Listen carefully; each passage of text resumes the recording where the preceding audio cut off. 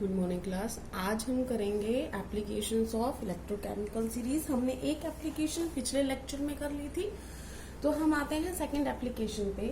Second application क्या है? To compare the relative activities of metals. मतलब क्या है इसका कि कौन सी मेटल ज्यादा रिएक्टिव है, कौन सी कम रिएक्टिव है, ये हम उसके इलेक्ट्रोड पोटेंशियल से कैलकुलेट कर सकते हैं। ठीक है, तो सबसे पहले हम बात कर रहे हैं, जैसे फॉर एग्जांपल अभी मैंने कल आपके लिए कुछ वैल्यूज लिखी थी, अगर उन्हीं का हम कंपैरिजन करें तो एक हमारा देखो इलेक्ट्रोड पोटेंशियल में लिख रही हूँ, रिडक्शन पोटेंशियल लिख रही हूँ मैं सबका, Zn+2 जिंक, इसका कितना था 0.6 वोल्ट। ऐसे ही हमने लिखा था कॉपर का था 0.34 वोल्ट। अगर मैं किसी दूसरी का लिखूं, मान लो मैं आयरन का लिख देती हूँ, हमने मान लो ये लिख लिया, और एक मैं हाई मेटल जो रिएक्टिविटी है उसका भी लिख लेती हूँ। तो हम कैसे डिफरेंशिएट करेंगे कौन सी ज्यादा है कौन सी कम है, ये हमने 4 वैल्यूज लिखी हैं। अगर मैं आपसे कहूं इनको इनकी रिएक्टिविटी के हिसाब से आप इंक्रीजिंग ऑर्डर में लिख लिए, इसका मतलब पहले सबसे कम रिएक्टिव, फिर ज्यादा, फिर ज्यादा, फिर ज्यादा। ठीक है, तो हम क्या करेंगे, देखो सबसे पहली बात, जिसका नेगेटिव है उसका मतलब वो ऑक्सीडेशन में खुश है, और जिसका पॉजिटिव है वो रिडक्शन करेगा। ठीक है, तो इनमें सबसे नेगेटिव वैल्यू तो तीनों की है, इसकी पॉजिटिव है, इसकी पॉजिटिव मतलब ये रिडक्शन में खुश है, और रिडक्शन में खुश है इसका मतलब ये सबसे कम रिएक्टिव मेटल है। ठीक है ना, क्योंकि इसका खुद का रिडक्शन होगा, जो ज्यादा रिएक्टिव होगा वो तो ऑक्सीडेशन करेगा ना। मेटल तो हमेशा क्या कोशिश करेगी, ऑक्सीडेशन करवाने की अपने आप को। तो ये क्या करवा रहा है, अपने आप को रिड्यूस करवा रहा है, इसका मतलब कोई और ऑक्सीडाइज होगा तो वो ज्यादा रिएक्टिव मिलेगा। इसका मतलब पॉजिटिव वैल्यू हो गई तो वो कम रिएक्टिव है, नेगेटिव जितना ज्यादा जाते जाएंगे उतनी रिएक्टिविटी जो होती है उसकी बढ़ती जाएगी। ठीक है, तो हम इसके लिए एक लाइन लिख लेते हैं कि less will be the reduction potential, reduction potential की वैल्यू लेस है, इसका मतलब वो क्या होगा, ऑक्सीडेशन करेगा। तो इसका मतलब less value of reduction potential of a metal, more will be its reactivity। अब आप मुझे बताओ, लेस जितना होता जाएगा, अब इनमें तो ये सारे ही लेस हैं, इसकी ज्यादा थी तो इसका मतलब इसकी ज्यादा वैल्यू है तो इसकी रिएक्टिविटी क्या होगी, कम होगी। उल्टा केस है, लेस है रिडक्शन पोटेंशियल तो रिएक्टिविटी क्या है, ज्यादा। तो यहाँ पे आप वैल्यू ज्यादा देख लो, फिर कम कम कम करते जाना, रिएक्टिविटी का इंक्रीजिंग ऑर्डर आ जाएगा। तो इंक्रीजिंग ऑर्डर ऑफ रिएक्टिविटी उसके हिसाब से हमने लिखना था। तो हम लिख रहे हैं, सबसे पहले आप ये देखो सबसे ज्यादा वैल्यू किसकी है, जो सबसे ज्यादा वैल्यू होगी वो सबसे कम रिएक्टिव मिलेगा। सबसे ज्यादा वैल्यू इसकी है, तो इसका मतलब सबसे कौन होता है, कॉपर सबसे कम रिएक्टिव मिलेगा। ठीक है, अगर कॉपर है, अब ये हो गया कॉपर, उसके बाद देखो आप, उसके बाद देखो आपकी वैल्यू कौन सी, उसके बाद आयरन है, उसके बाद जिंक है, और उसके बाद सोडियम है। ठीक है, तो ये हो गई आपकी। फिर कॉपर के बाद कौन ज्यादा रिएक्टिव आ गया, कॉपर के बाद आ गया है हमारा आयरन, उसके बाद आ गया है जिंक, और उसके बाद आ गया है हमारा सोडियम। ठीक है, तो ये हमारा रिएक्टिविटी ऑर्डर होगा। और ये आपको पता है कि सोडियम बहुत ज्यादा रिएक्टिव होता है, उसकी वैल्यू दिखा रही है, बहुत ज्यादा नेगेटिव है, इसका मतलब ये बहुत अपने आप को क्या करता है, ऑक्सीडेशन करता है अपने आप को। ठीक है ना, तो ये रिडक्शन में बिल्कुल खुश नहीं है, इसका ऑक्सीडेशन होगा, स्ट्रॉन्गली ऑक्सीडेशन है, रिड्यूसिंग एजेंट होता है ये। तो सबसे ज्यादा रिएक्टिव हो गया सोडियम, सबसे कम रिएक्टिव हो गया कॉपर। तो हम ऐसे बता सकते हैं कि कौन ज्यादा रिएक्टिव होगा कौन कम रिएक्टिव होगा। अगर अब हम आते हैं थर्ड एप्लीकेशन पर, थर्ड एप्लीकेशन पे आते हैं, और थर्ड हमारी है टू कैलकुलेट स्टैंडर्ड ईएमएफ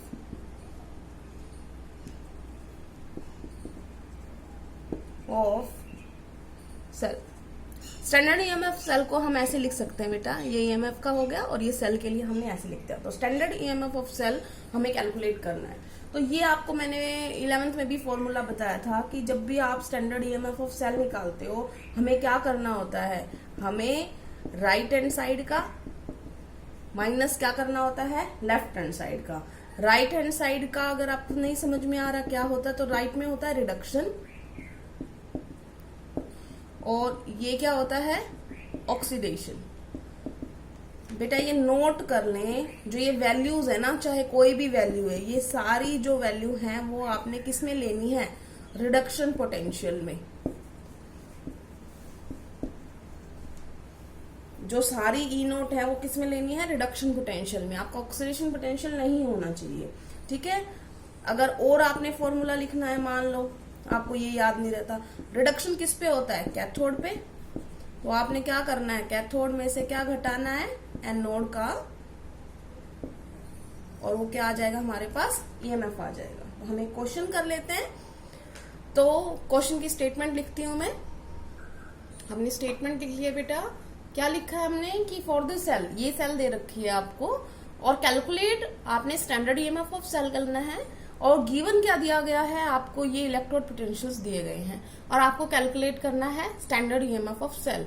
तो उसके लिए आप क्या करोगे, सबसे पहले तो अगर आपको ये समझ नहीं आ रहा, वैसे तो सिंपल है कि यहाँ इस साइड हम कोई भी रिएक्शन लिखते हैं, अगर वो इस साइड है सेल रिप्रेजेंटेशन में तो वो लेफ्ट हैंड साइड में है, वो एनोड होगी, और राइट हैंड साइड में तो कैथोड है।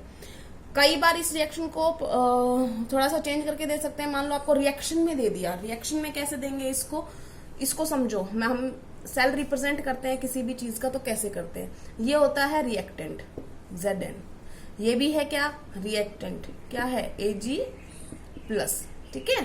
क्या दे रहे हैं ये दे रहा है जिंक 2 प्लस, और ये क्या दे रहा है Ag, ठीक है ना। ये सॉलिड में है, ये एक्वस में है, ये एक्वस में है, और ये सॉलिड में है।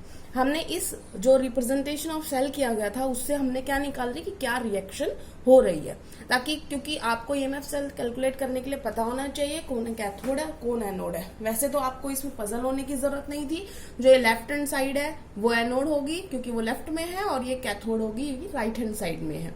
फिर भी अगर आपको इस टाइप में दिया हुआ तो कैसे निकालेंगे आप, तो आप ये देखो जिंक जो है Zn+2 में जा रहा है, इसका मतलब इसका क्या हो रहा है, ऑक्सीडेशन। और Ag प्लस जो है वो किस में जा रहा है, 0 में जा रहा है, क्योंकि एलिमेंट्री स्टेट के लिए हम क्या लेते हैं, 0 लेते हैं। तो +1 से 0 में जा रहा है, इसका मतलब इसका क्या हो रहा है, रिडक्शन हो रहा है। तो रिडक्शन है तो ये राइट हैंड साइड में होगा, और ये क्या बनेगा, कैथोड, और ये क्या बनेगा, एनोड। इतनी बात समझ में आ गई, ठीक है। इस टाइप पे दिया जा सकता है न्यूमेरिकल, इस टाइप से भी दिया जा सकता है। तो अब हमने क्या करना है, हमने ईएमएफ ऑफ सेल कैलकुलेट करना है।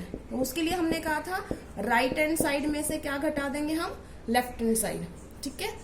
अब हमारा न्यूमेरिकल शुरू होता है। राइट हैंड साइड हमें कौन सा लेना है, कैथोड का। इसका मतलब हमें क्या चाहिए, पहले आप लिख लो कि आपको क्या चाहिए, क्योंकि ये सिल्वर प्लस से सिल्वर बन रहा है, ठीक है ना। तो आपको क्या चाहिए, हमें रिडक्शन में ही वैल्यू लिखनी है बेटा, चाहे आपका ऑक्सीडेशन हुआ चाहे रिडक्शन हुआ, आपने रिडक्शन में लिखनी है। तो रिडक्शन की वैल्यू क्या हुई, Ag प्लस Ag माइनस आपको क्या करना है, जिंक का +2 से भेजना उसको Zn में।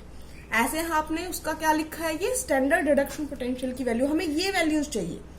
आपको प्रोवाइड कौन सी वैल्यू की गई है, देखो ध्यान से, आपको दिया गया है जिंक से जिंक 2 प्लस, इसका मतलब 0 से +2 जा रहा है, इसका मतलब इंक्रीज इन ऑक्सीडेशन नंबर। तो ये रिडक्शन पोटेंशियल नहीं है, ये कौन सा है, ये ऑक्सीडेशन पोटेंशियल है। और अगर आपको इसे रिडक्शन पोटेंशियल में रखना है तो आपको इसका साइन चेंज करना पड़ेगा। इसका मतलब जब भी आपको कोई वैल्यू दी हो और आपको उसका दूसरा वाला पोटेंशियल चाहिए, तो आप नेगेटिव या पॉजिटिव उसके हिसाब से जो भी वैल्यू, अब ये पॉजिटिव है तो क्या बन जाएगा, ये नेगेटिव। तो इसकी वैल्यू क्या आ जाएगी, Zn+2 जिंक की, हम इसको, ये हमारा क्या है, ऑक्सीडेशन। इसके लिए हम लिखेंगे, ठीक है, क्या लिखेंगे कि हमारी वैल्यूज ये क्या है, Zn+2 जिंक, ठीक है। +2 जिंक हमने अब रिवर्स कर दिया ना, ये आगे ले आए, तो +2 से 0 पे जा रहा है, तो हमने क्या वैल्यू लिखी है, रिडक्शन, ठीक है, रिडक्शन। अब ये क्या थी, प्लस, तो हम इसको भी क्या करेंगे, रिवर्स, क्या हो जाएगी हमारी, नेगेटिव, ठीक है। अब दूसरा वाला जो हमें वैल्यू चाहिए वो चाहिए Ag प्लस से Ag। यहाँ पे क्या दिया हुआ है, Ag से Ag प्लस, तो इसका मतलब ये ऑक्सीडेशन पोटेंशियल। हम फिर से क्या करेंगे, इसको Ag प्लस से Ag हमने रिवर्स कर दिया, तो साइन क्या आ जाएगा, नेगेटिव था तो साइन क्या आ जाएगा, पॉजिटिव। ठीक है, वैल्यू पुट कर दीजिए इन दोनों की। तो Ag प्लस Ag की वैल्यू क्या है, 0.8 माइनस Zn प्लस 2 की कितनी वैल्यू है, -0.6। तो माइनस तो पहले से था, ये माइनस और ऐड हो गया। ठीक है, आप जोड़ दीजिए, दोनों क्या हो गए, माइनस माइनस क्या हो गए, प्लस हो गए। तो ये हो जाएगा 6, 8 7 15 और ये हो जाएगा 1.56 वोल्ट। ठीक है, अब आ रहे हैं बेटा हम फोर्थ एप्लीकेशन पे। फोर्थ है to predict the spontaneity of a reaction. Spontaneity का मतलब क्या होता है कि वो फिजिबल है कि नहीं है, वो हो सकती है कि नहीं हो सकती है। ठीक है, हमें वो निकालना है। तो अगर आपको ईएमएफ ऑफ सेल कैलकुलेट करना आ गया, आपने standard of EMF of cell निकाला, जैसे आपने थोड़ी देर पहले निकाला था, तो अगर वो वैल्यू पॉजिटिव आ रही है, इसका मतलब वो रिएक्शन क्या है, फिजिबल है, स्पॉन्टेनियस है, वो हो सकती है। और अगर नेगेटिव आया है तो वो रिएक्शन नहीं हो सकती है, वो नॉन स्पॉन्टेनियस है। तो इसके ऊपर क्वेश्चन जरूर आते हैं, मोस्टली 2 नंबर का न्यूमेरिकल आ जाता है। तो कैसे करेंगे, जैसे अभी थोड़ी देर पहले आपका जो आंसर आया था वो कितना आया था, 1.56 वोल्ट पॉजिटिव में आया था ना अभी थोड़ी देर पहले। तो इसका मतलब वो रिएक्शन क्या थी, स्पॉन्टेनियस थी। तो कैसे न्यूमेरिकल आते हैं, एक हम एग्जांपल देख लेते हैं। तो हम न्यूमेरिकल पे आए हैं बेटा। न्यूमेरिकल की स्टेटमेंट क्या है, can a solution of 1 molar copper sulphate be stored in a vessel made of निकल। कि क्या निकल के बर्तन के अंदर हम 1 मोलर कॉपर सल्फेट को स्टोर कर सकते हैं, ये क्वेश्चन है। और दूसरा इस तरीके से भी दिया जा सकता है, can a nickel spoon be use to stir a solution of copper sulphate. कि क्या कॉपर सल्फेट के सॉल्यूशन को हिलाने के लिए, मिलाने के लिए निकल स्पून का यूज कर सकते हैं हम। अगर ये डेटा प्रोवाइड हो तो आपको ये डेटा दिया हुआ है, आपको electrode potential for copper and electrode potential for निकल दिया हुआ है, और दोनों का ही रिडक्शन पोटेंशियल दिया हुआ है। कैसे, +2 से किस में जा रहा है, 0 में। इसका मतलब decrease in oxidation number, that is reduction potential. और ये भी +2 से किस में जा रहा है, 0 में, तो ये भी रिडक्शन पोटेंशियल है। तो आपकी एक सिरदर्दी कम हो गई, ऑक्सीडेशन नहीं दे रखा, आपको कोई जरूरत नहीं है इसे चेंज करने की, क्योंकि ऑलरेडी रिडक्शन पोटेंशियल वैल्यू दी हुई है। अब इस क्वेश्चन को करेंगे कि करना क्या चाह रहा है वो। जैसे फॉर एग्जांपल ये एक निकल स्पून है, ठीक है, और ये कॉपर सल्फेट का सॉल्यूशन है। अगर मैं इसमें डुबोती हूँ, हो क्या रहा है, कॉपर सल्फेट जो यहाँ पर है और ये जो निकल है, अगर इनके बीच में रिएक्शन हो गई तो ये स्पैचुला इसके अंदर घुल जाएगा तो वो हिलाएंगे कैसे। और अगर ये बर्तन निकल का था और कॉपर सल्फेट इसके अंदर डाल के रख दिया, और अगर रिएक्शन इनके बीच में हो गई, स्पॉन्टेनियस रिएक्शन मतलब फिजिबल अगर आ गई, तो वो क्या होगा, कॉपर सल्फेट बाहर निकल जाएगा। क्यों, क्योंकि बर्तन तो रिएक्शन कर करके क्या हो जाएगा, खत्म हो जाएगा। तो जो सारा कॉपर सल्फेट है वो क्या हो जाएगा, स्पिल हो जाएगा। तो इसका मतलब अगर फिजिबल होगी तो हम ना तो स्पून यूज कर सकते हैं, ना हम वेसल में स्टोर कर सकते हैं। अगर नॉन फिजिबल आई, नॉन स्पॉन्टेनियस आई, तो हम यस कर देंगे। क्वेश्चन का मतलब समझ में आ गया। एक तरीके से आपसे स्पॉन्टेनिटी पूछी है कि होगी रिएक्शन कि नहीं होगी, और अगर होगी तो मतलब क्या है, नहीं होगी तो मतलब क्या है। ठीक है, तो अब हम क्वेश्चन स्टार्ट कर रहे हैं। हमने क्या करना है, स्पॉन्टेनिटी निकालने के लिए हमें ईएमएफ चाहिए। तो ईएमएफ कैलकुलेट करने के लिए हम शुरू करते हैं। EMF of cell is equal to E nought right hand side minus left hand side. इतनी बात समझ में आ गई। और राइट हैंड साइड का मतलब क्या है, यहां पे क्या होना चाहिए, रिडक्शन, और यहां पे क्या होना चाहिए, ऑक्सीडेशन। अब आपको ये डिसाइड करना है कि रिडक्शन किस में हुआ था और ऑक्सीडेशन किस में हुआ था। उसके लिए आप इसकी स्टेटमेंट पढ़ो। उसने क्या बोला है, उसने ये बोला है कैन निकल बी यूज। तो निकल क्या है, बाहर, कॉपर सल्फेट क्या है, सॉल्यूशन। तो वो क्या बनेगा, अगर रिएक्शन हुई तो ये इसकी जगह पे चला जाएगा, ये बाहर निकाल देगा अगर रिएक्शन हुई तो। ठीक है ना, तो इसका मतलब ये क्या है कि अगर रिएक्शन होती है, ठीक है, तो ये वाली रिएक्शन हमने यूज करनी है। तो इसके लिए आप बताओ अब क्या हुआ, निकल किस में गया है, +2 में, ऑक्सीडेशन, एनोड बनेगा। कॉपर +2 किस में गया है, कॉपर में, तो ये क्या बनेगा, रिडक्शन बनेगा अगर होती है तो रिएक्शन। तो अब करते हैं, क्या बनेगा अब, ई नोट सेल। रिडक्शन किसका चाहिए हमें, देखो ये रही कॉपर की वैल्यू रख दो, कितनी आई, 0.34 वोल्ट। ठीक है, माइनस उसके बाद हमने किसकी रखनी है, निकल की वैल्यू रख दो। निकल की कितनी है 0.25 वोल्ट। दोनों को जोड़ दो तो वैल्यू कितनी आ जाएगी हमारी 0.59 वोल्ट। और ये किस में आई है बेटा, मैंने प्लस जानबूझ के लिखा है ताकि आपको बताए। मैंने कन्वेंशन में क्या लिखा था कि प्लस का मतलब क्या है, ये रिएक्शन क्या है, स्पॉन्टेनियस है, इसका मतलब ये रिएक्शन होगी। तो आप रीजन क्या लिखोगे, रिएक्शन क्या है, स्पॉन्टेनियस है, इस वजह से आप उसको स्टोर नहीं कर सकते हो। ठीक है, तो हम क्या लिखेंगे कि EMF of cell is positive 0.34 volt. It means this reaction is feasible नहीं समझ में आता तो आप spontaneous लिख सकते हैं, spontaneous। So copper sulfate cannot be stored in a vessel of nickel। या दूसरा स्टेटमेंट जो था आप क्या लिखोगे, so nickel spoon can not be used to stir copper sulphate solution. समझ में आ गया, ठीक है।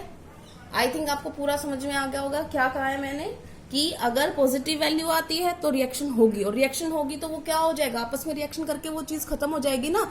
तो हमें तो चीज घुमाने के लिए या स्पैचुला में रखने के लिए हमें ऐसा चाहिए ना जो रिएक्ट ना करे। ठीक है, सोच के देखो, आपने एक कटोरी में आप कुछ डाल के गए और अगर उन दोनों ने रिएक्शन कर ली, कटोरी नहीं मिली आपको, आगे सारा वो बिखरा हुआ मिलेगा कि नहीं मिलेगा।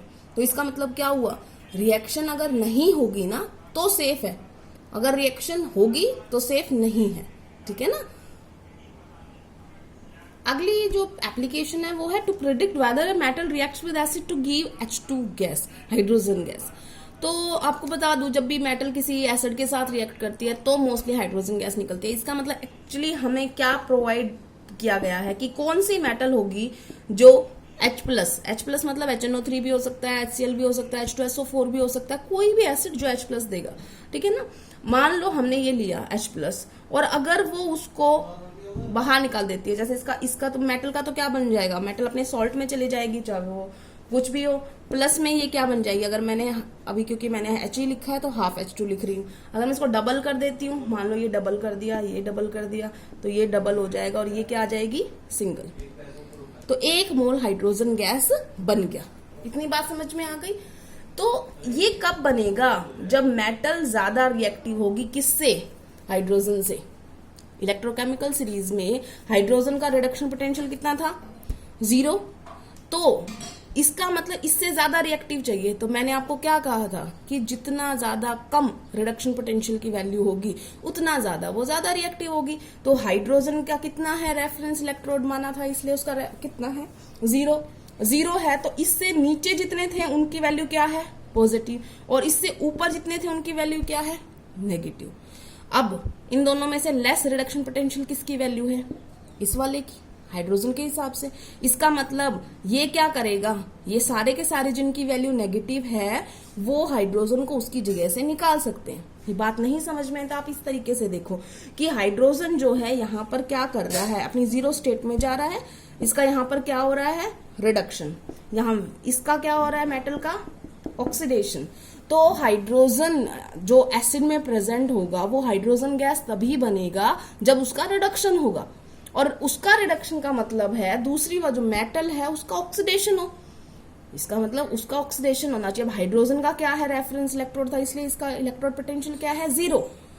तो इसके रिस्पेक्टिव में ऑक्सीडेशन कौन करेगा, जिसकी वैल्यू नेगेटिव आएगी वही तो खुश है ना ऑक्सीडेशन में, वो रिडक्शन में खुश नहीं है ना, नेगेटिव साइन है। इसका मतलब जिन जिन मेटल्स का साइन नेगेटिव है वो हाइड्रोजन को उसकी जगह से निकाल सकती है। अब इसी में हम पूछ लेते हैं, जैसे तो हम पहले लिख लेते हैं क्या कह रही हूं मैं। इसका मतलब metal having negative reduction potential will produce या give hydrogen gas on reaction with acid. ये हमारी स्टेटमेंट है कि नेगेटिव वैल्यू होगी अगर किसी मेटल की तो ही वो उसको क्या कर सकता है, हाइड्रोजन गैस निकलवा सकता है। तो आपसे दो क्वेश्चन पूछ रही हूँ। एक Zn+2 जिंक, ये वैल्यू याद हो गई होगी अभी तक आपको, ये कई बार लिखी है मैंने। ये जो वैल्यू दी है दोनों, ठीक है, दो वैल्यूज दी हैं, तो आप बताओ इन दोनों में से कौन सा हाइड्रोजन गैस को मतलब निकाल सकता है एसिड में से, कौन सा नहीं निकाल सकता है। तो सिंपल से देखने से आपको क्या बात समझ में आ रही है, ये 0 से कम है, कम है तो ये किस में खुश होगा, ऑक्सीडेशन में, तो ये क्या करेगा, ये हाइड्रोजन गैस निकलवा देगा, ठीक है ना। लेकिन इसकी वैल्यू क्या है, पॉजिटिव, 0 से ज्यादा है तो क्या होगा, हाइड्रोजन नहीं है खुश, हाइड्रोजन ज्यादा रिएक्टिव हो गया इससे, तो इसका मतलब ये हाइड्रोजन गैस नहीं निकाल सकता, ठीक है। इसका मतलब कॉपर मेटल को अगर हम एसिड में रखते हैं तो वो हाइड्रोजन गैस नहीं निकाल सकता, लेकिन अगर जिंक को हम किसी एसिड में रखते हैं तो वो हाइड्रोजन गैस निकाल सकता है, ठीक है। ये हमारी एप्लीकेशन हो गई, ये हमने सारी एप्लीकेशन कंप्लीट कर ली है बेटा। ये अब आप अपनी नोटबुक में लिख लेना और डेट वाइज लिखना और सेंड कर देना आज शाम तक, ठीक है। Thank you class.